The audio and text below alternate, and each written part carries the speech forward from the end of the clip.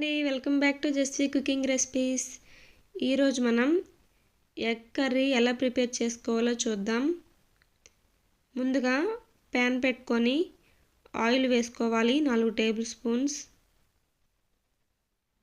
ముందుగా గుడ్లు కూడా ఒక 5 ఉడకబెట్టి ఒలిచి పెట్టుకోవాలండి. ఆయిల్ వేసుకున్నాక ఆయిల్ కొంచెం వేడైన తర్వాత 1/2 టీ స్పూన్ పసుపు వేసుకోవాలి.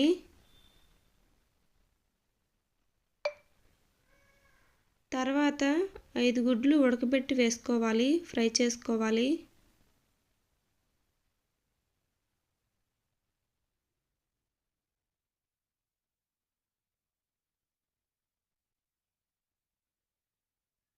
ఇలా ఫ్రై అవ్వనివ్వాలండి.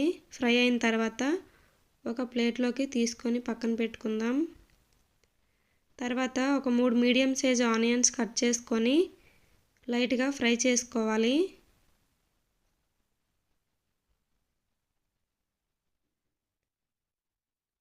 ఇలా ఫ్రై అయిన ఆనియన్ని పక్కకు తీసుకొని చల్లార్చుకుందాం.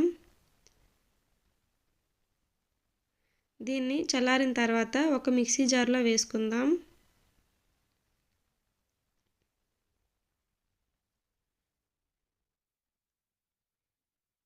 మిక్సీ జార్లో వేసుకొని 2 మీడియం సైజ్ టమాటాస్ కట్ చేసుకొని వేసుకుందాం.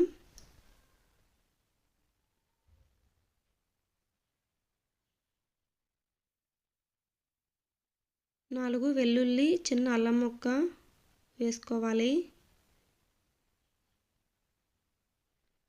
1 స్పూన్ సాల్ట్ వేసుకొని మెత్తగా మిక్సీ పట్టుకుందాం.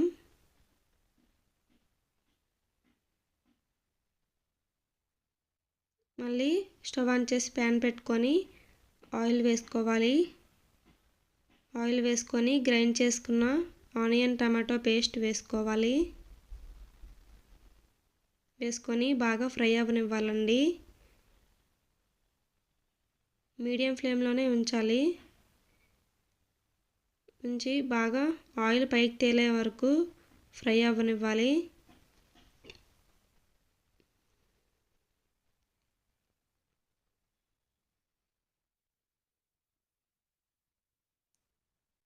కర్రీ చాలా బాగుంటుందండి. ఇప్పుడు రొటీన్గా కాకుండా ఇలా కొత్తగా ట్రై చేయండి, టేస్టీగా ఉంటుంది. ఇప్పుడు ఇలా ఫ్రై అయిన తర్వాత 1/2 టీ స్పూన్ పసుపు, 1 టీ స్పూన్ కారం వేసుకోవాలి.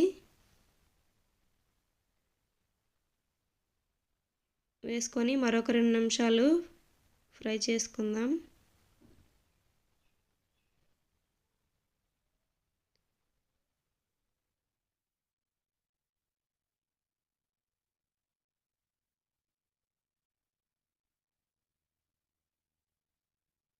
ఇలా ఫ్రై అయిన తర్వాత మనం ముందుగా వేపుకున్న ఎగ్స్ని అక్కడక్కడ కట్ చేసి పెట్టుకుందాం.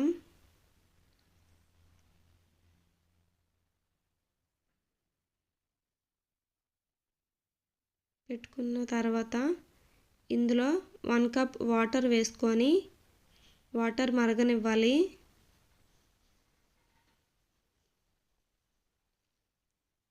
వన్ కప్ అయితే సరిపోతాయండి వాటర్, మరీ ఎక్కువ వేసుకోకూడదు. ఆల్రెడీ ఫ్రై అయిందే కదా. ఇలా వాటర్ మరిగిన తర్వాత ముందుగా మనం ఫ్రై చేసుకున్న ఎగ్స్ వేసుకుందాం. వేసుకొని మీడియం ఫ్లేమ్లో దగ్గర పడే వరకు ఉడికించుకోవాలండి.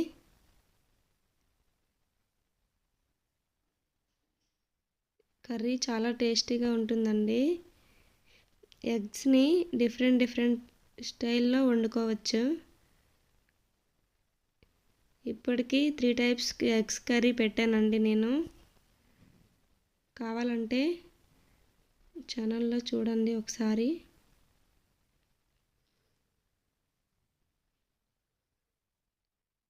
అంతేనండి, కర్రీ రెడీ అయిపోయింది. ఇప్పుడు బౌల్లోకి సర్వ్ చేసుకుందాం.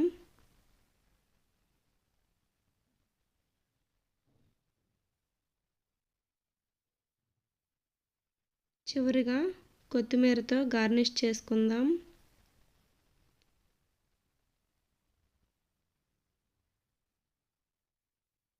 అంతేనండి. ఈ రెసిపీ మీకు నచ్చినట్టయితే నా ఛానల్ని లైక్ చేసి, షేర్ చేసి, సబ్స్క్రైబ్ చేయండి. Thank you for watching.